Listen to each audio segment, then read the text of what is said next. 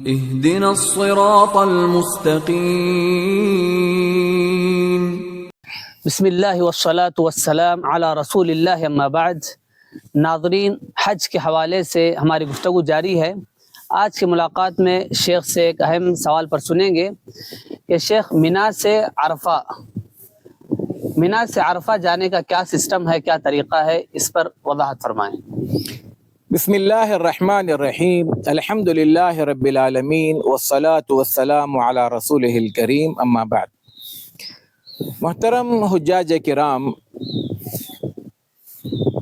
جیسے کہ ہم نے اپنی پچھلی ویڈیو میں بتایا تھا کہ حج 8 ذوالحجہ سے شروع ہوتا ہے اور حاجی حضرات پہلے دن یعنی 8 ذوالحجہ کو، جس کو یوم الترویہ کہا جاتا ہے، مینا میں قیام کرتا ہے۔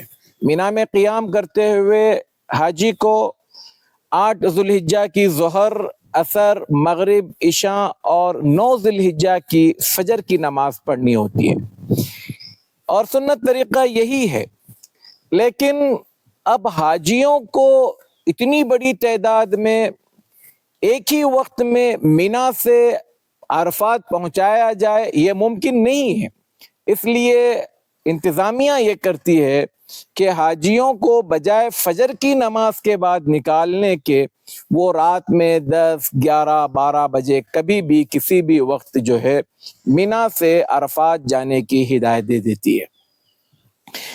اب آپ کو اپنے انتظامیہ کے ساتھ ہونا چاہیے، جو وقت دیا جائے آپ تیار رہیں، آپ اور ان کے ساتھ نکل جائیں۔ خامخواہ کی بحث نہ کریں کہ بھئی 9 ذوالحجہ کی فجر کی نماز یہاں پر پڑھنا افضل ہے، آپ اتنے جلدی کیوں لے جا رہے ہیں، یہ سب چیزیں وہاں پر کوئی آپ کی بات سنی نہیں جائے گی۔ لہٰذا آپ مجبور ہیں، اور مجبوری کی وجہ سے آپ اپنے قافلے کا، آپ اپنے ٹیم کا ساتھ دیجیے۔ اب مینا سے عرفات جانے کے 3 راستے ہیں، یا 3 طریقے ہیں، یا 3 آپشنز ہیں۔ نمبر 1 یہ کہ بس سے حاجیوں کو مینا سے عرفات لے جایا جاتا ہے۔ نمبر 2 ٹرین سے حاجیوں کو مینا سے عرفات لے جایا جاتا ہے۔ اور نمبر 3 یہ کہ کچھ لوگ پیدل بھی چلتے ہیں۔ اور یہ آپشن آپ کے پاس بس اور ٹرین کا اپنی مرضی سے نہیں ہے، یعنی کچھ لوگوں کو بس سے جانا پڑتا ہے جن کے ٹینٹ اسٹیشن سے دور ہوتے ہیں، اور جن لوگوں کے ٹینٹ اسٹیشن سے قریب ہوتے ہیں ان کو ٹرین سے جانا ہوتا ہے۔ تو ٹرین سے جس کو جانا ہے وہ پہلے سے طے شدہ ہوتا ہے کہ یہ ٹینٹ کے لوگ ٹرین سے جائیں گے اور یہ ٹینٹ کے لوگ بس سے جائیں گے۔ اب کچھ لوگ جو ٹرین اور بس نہ لیتے ہوئے خود پیدل چلنا چاہتے ہیں، وہ اپنا راستہ خود ناپنے لگتے ہیں۔ تو ہم پہلے بس اور ٹرین کی بات کریں گے، پھر اس کے بعد پیدل چلنے والوں کی بات آئے گی۔ جو لوگ بس سے جائیں گے ان کے ٹینٹ کے پاس بسیں آئیں گی، جو ٹائم بتایا جائے آپ اس میں تیار رہیں، آپ اپنی بسوں میں سوار ہو جائیں، اور وہ آپ کو اپنے ٹینٹوں میں عرفات میں بھی لے جا کر چھوڑ دیں گے، جہاں ان کا اپنا ایک ٹینٹ بنا ہوگا۔ یہ بہت آسان ہے۔ اب جن لوگوں کو ٹرین سے جانا ہے ان کو ایک بات یہ یاد رکھیں، یہ ٹرین کا ٹکٹ ہے۔ ہم آپ کو ڈسکرپشن میں یہ بتائیں گے کہ مینا کے، مزدلفہ کے اور عرفات کے 3 اسٹیشن ہیں، نمبر 1، نمبر 2، نمبر 3، اور جو جس نمبر سے چڑھے گا وہ اسی نمبر پر اترے گا۔ اور تینوں اسٹیشنوں کے ٹکٹ جو ہے یا ان کا جو کارڈ ہوتا ہے اس کا کلر الگ ہوتا ہے۔ لہٰذا آپ کو 8 ذوالحجہ کو یہ جو بیلٹ دیا جائے گا، اس میں دیکھیں اندر کے جانب یہ سوراخ بنے ہوئے ہیں، آپ اپنے ہاتھ کے سائز کے حساب سے اس کو پہن لیجئے۔ پہن کر اس کے اندر جو بٹن ہے اس کو اچھی طرح سے پریس کیجئے۔ وہ پریس کرنے کے بعد ہلکی سی آواز آئے گی، وہ آواز آنا اس بات کی دلیل ہے کہ وہ فٹ بیٹھ گیا ہے۔ اگر آواز نہیں آئی تو آپ اس کو دوبارہ چیک کریں، کیونکہ اگر یہ چیز آپ کے پاس نہیں ہوگی، یہ اس طرح سے ہاتھ میں گھڑی کی طرح پہننا ہوگا۔ بعض اوقات یہ بار کوڈ سے آپ وہاں پر ٹچ کریں گے تو وہ آپ کو جانے دے گا، بعض اوقات فوجی یا پولیس والے آپ کو ہاتھ اٹھانے کے لیے کہیں گے۔ اگر آپ کے ہاتھ میں یہ بیلٹ ہوگا تو آپ کو اندر جانے دیں گے، ورنہ آپ کو باہر کا راستہ دکھا دیں گے۔ اچھا، ٹرین سے جو لوگ جائیں گے ان کو ٹینٹ سے ٹرین میں لے جانے کا طریقہ کیا ہے میں وہ بھی بتا دیتا ہوں۔ عام طور پر وہ لوگ یہ کرتے ہیں کہ کچھ لڑکوں کو ہائر کرتے ہیں، 10-12 لڑکے ہوتے ہیں جو قریب جو ہے 200-300 حاجیوں کو ایک ساتھ جمع کرتے ہیں۔ ان کے ہاتھ میں ایک بینر ہوتا ہے، ایک ڈنڈا ہوتا ہے جس کے اوپر معلم کا یا مکتب کا نمبر لکھا ہوتا ہے۔ اس مکتب کے نمبر کے تحت وہ آپ کو ٹینٹ کے باہر نکال کر ان لڑکوں کے حوالے کرتے ہیں جو فاصلے پر الگ الگ کھڑے رہ کر آپ کو اسٹیشن لے جاتے ہیں اور ٹرین میں بٹھا کر آپ کو آپ کے ٹینٹ تک پہنچاتے ہیں۔ اب یہاں پر ہوتا یہ ہے کہ ہمارا حاجی جب ٹینٹ سے باہر نکلتا ہے تو ٹینٹ سے اسٹیشن جانے کے راستے میں اچانک ہمارے حاجی کو خیال آتا ہے کہ یار پانی کی ایک بوتل لے لو، یار کچھ فروٹ لے لو، یا کچھ کھانا لے لو، اور وہ وہاں پر جو ہے اس طرح کی چیزیں لے کر وہاں لینے کے لیے جب رکتا ہے تو اتنی دیر میں یہ قافلہ آگے کو نکل جاتا ہے اور دوسرے مکتب کا قافلہ وہاں سے گزر رہا ہوتا ہے۔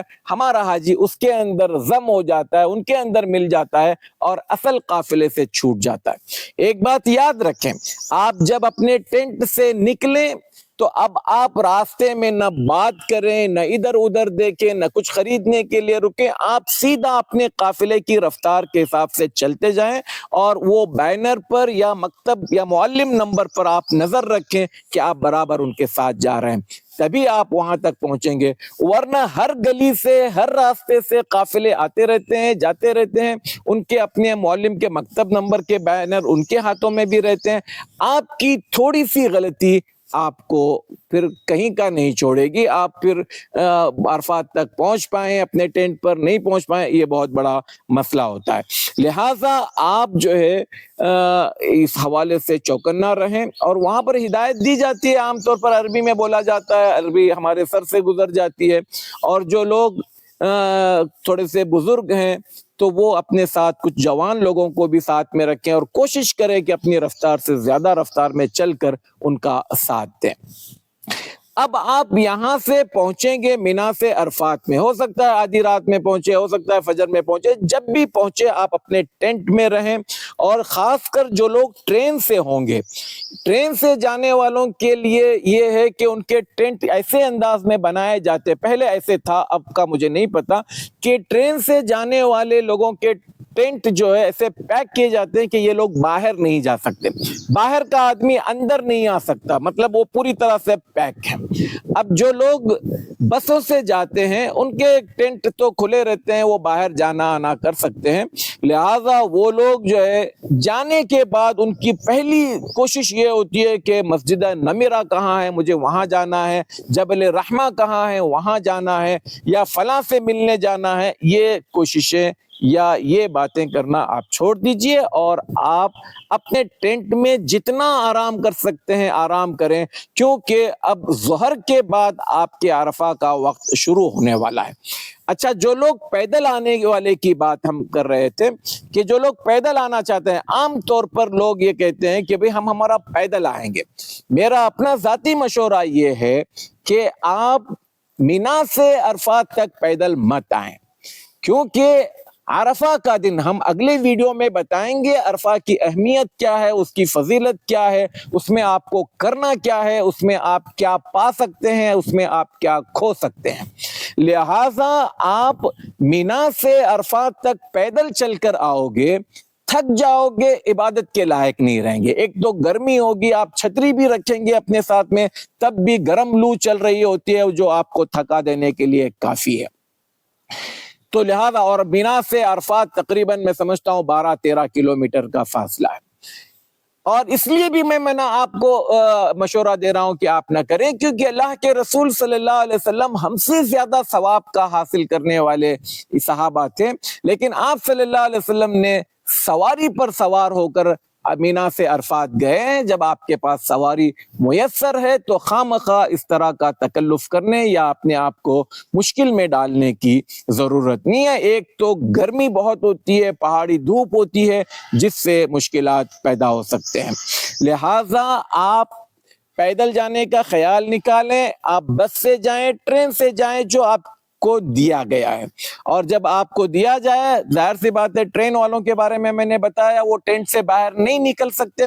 اب جو بس والے ہیں وہ لوگ بھی اپنے ٹینٹ سے باہر نہ نکلے، نہ مسجد نمیرہ جانے کے لیے، نہ جبل رحمہ جانے کے لیے، بلکہ آپ اپنے ٹینٹ میں ظہر تک کھا پی کر آرام کریں۔ اب عرفہ میں آپ کے پاس جو کام ہے وہ یہ کہ اللہ کے رسول صلی اللہ علیہ وسلم نے عرفہ میں پہنچنے کے بعد آپ کا ٹینٹ وادی ارنا میں لگایا گیا تھا۔ آج کل جو مسجد نمیرہ بنی ہے اس کا اگلا حصہ وہ اس جگہ تھا جہاں اللہ کے رسول صلی اللہ علیہ وسلم کا ٹینٹ بنا تھا۔ آپ صلی اللہ علیہ وسلم نے زوال کے وقت میں وہاں پر عرفہ کا خطبہ دیا، اور اس کے بعد آپ صلی اللہ علیہ وسلم نے اذان کہلوائی، ایک اذان دی گئی، اس کے بعد اقامت ہوئی، آپ نے ظہر کی 2 رکعت نماز ادا کی، پھر اس کے بعد اقامت دی گئی، پھر اس کے بعد آپ نے عصر کی 2 رکعت نماز ادا کی۔ یہاں پر جیسے کہ ہم نے پچھلے ویڈیو میں بھی بتایا تھا، یہ آپ کے حج میں نماز کا دوسرا طریقہ ہے جس میں آپ کو جمع بھی کرنا ہے، قصر بھی کرنا ہے۔ یہی نبوی طریقہ ہے، اسی کو اپنائیں۔ وہاں پر کچھ لوگوں کا اصرار ہوتا ہے کہ نہیں ہم مسافر نہیں ہیں، ہم مقیم ہیں، ہم پوری نماز پڑھیں گے، اپنے وقت میں پڑھیں گے۔ آپ ان سے اپنے آپ کو فاصلہ بنا کر رکھیں، اور وہاں پر اس سنت پر عمل کرنے والے ہزاروں لوگ ملیں گے۔ اگر آپ کے ٹینٹ میں نہیں تو کہیں اور، آپ کے ٹینٹ میں آپ کے ہم خیال جو لوگ ہیں ان کے ساتھ آپ اس نماز کو اس طرح سے ادا کیجئے، اور بحث مباحثے میں مت جائیے، تم غلط ہم صحیح تم غلط، اس میں آپ کا عرفہ خراب ہو جائے گا۔ اور ہم جو بات کر رہے ہیں مسجد نمیرہ یا جبل رحمہ، دیکھیے اللہ کے رسول صلی اللہ علیہ وسلم نے نہ جبل رحمہ جانے کی کوئی فضیلت بیان کی، اور نہ آپ صلی اللہ علیہ وسلم جبل رحمہ کے اوپر چڑھے۔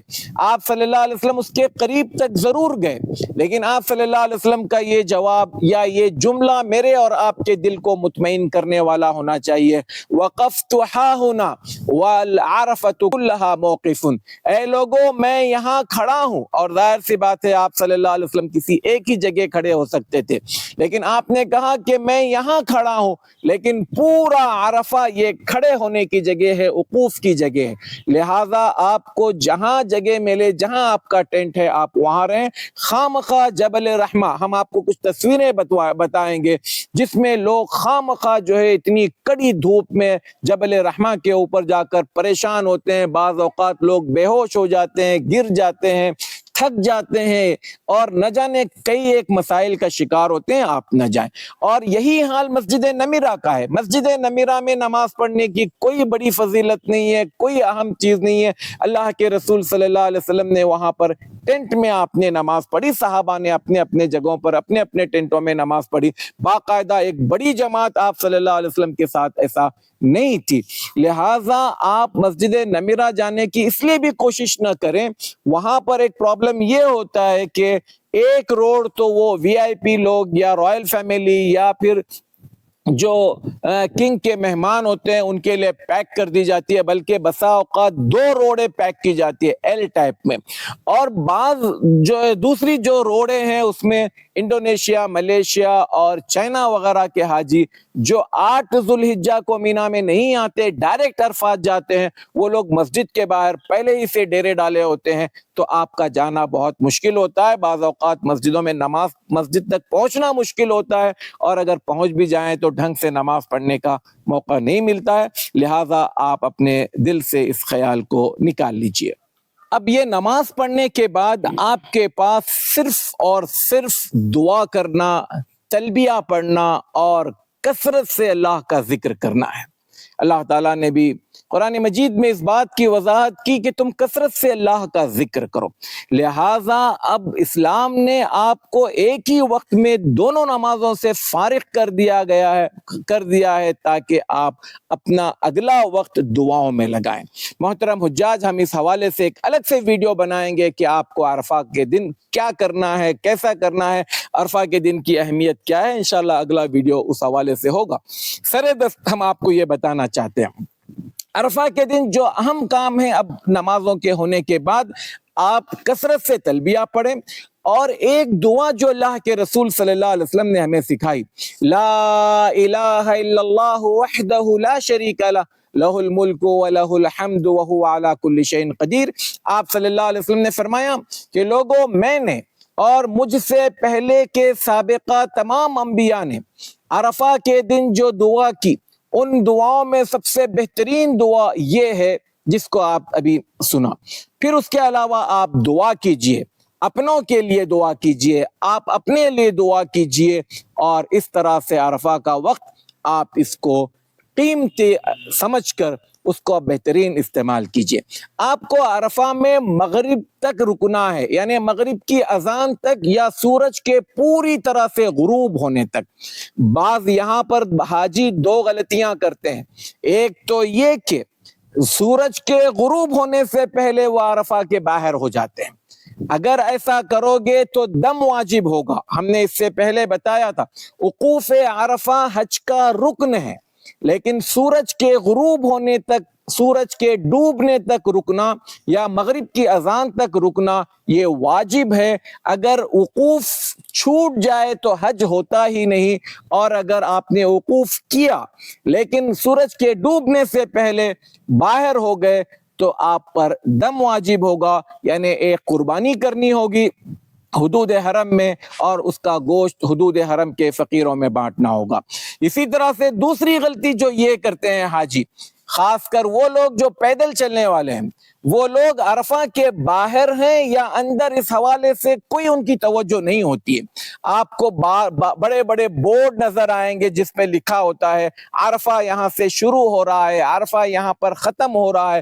لہٰذا آپ اگر پیدل ہیں یا آپ پیدل آئے ہوئے ہیں یا پیدل جانا چاہتے ہیں تو آپ کم از کم غروب شمس تک تو آپ ذرا بھی حرکت نہ کریں، وہیں پر رکے رہیں، اس کے بعد آپ وہاں سے نکلیں۔ آپ کو عرفہ میں مغرب اور عشاء کی نماز نہیں پڑھنا ہے جیسے کہ بعض لوگ پڑھنا چاہتے ہیں یا پڑھتے ہیں۔ آپ کو مغرب اور عشاء کی نماز مزدلفہ میں پڑھنی ہے۔ ہم مزدلفہ کے حوالے سے ایک الگ سے ویڈیو بنائیں گے انشاءاللہ، تو وہاں پر اس بات کی صراحت کریں گے کہ مزدلفہ میں آپ کو کیا کرنا ہے۔ لیکن عرفہ کے حوالے سے ہم نے آپ کو یہ بتایا کہ عرفہ کے دن جو کام کرنے ہیں وہ اختصار کے ساتھ پھر سے میں ریپیٹ کرتا ہوں۔ عرفہ کا دن شروع ہوتا ہے زوال سے، یعنی ظہر کی اذان سے۔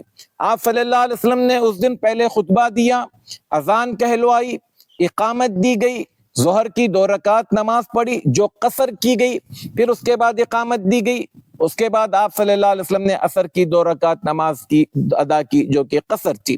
اس کے بعد آپ جبل رحمہ کے قریب گئے، نیچے کھڑے ہوئے آپ خوب دعائیں کرتے رہے، لوگوں کو حج کا طریقہ سکھاتے رہے، لوگوں کو حج کی تعلیمات دیتے رہے، اور آپ غروب شمس تک عرفہ میں رک کر وہاں سے آپ مزدلفہ کے لیے نکل پڑے۔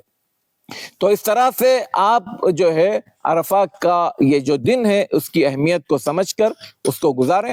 اب آگے مزدلفہ میں کیا کرنا ہے اس حوالے سے ہم اپنی اگلی ویڈیو بنائیں گے، تو وہاں کی باتیں آپ اس ویڈیو میں سنیں، اور اس طرح کی تمام تر چیزیں انشاءاللہ آپ کے سامنے وقت بوقت ہم لاتے رہیں گے۔ اللہ تعالی ہم سب کو کہنے اور سننے سے زیادہ عمل کی توفیق عطا فرمائے۔ السلام علیکم ورحمۃ اللہ وبرکاتہ۔ وعلیکم السلام ورحمۃ اللہ وبرکاتہ۔